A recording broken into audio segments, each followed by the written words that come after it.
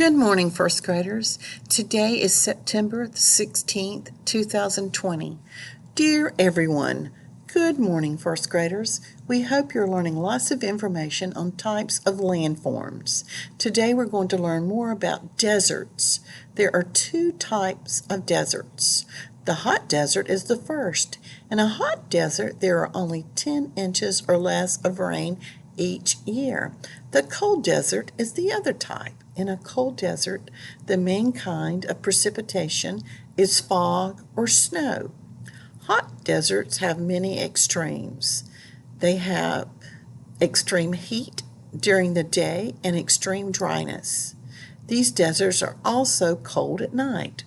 When it does rain in this type of desert, the ground is so hard it can't absorb the water.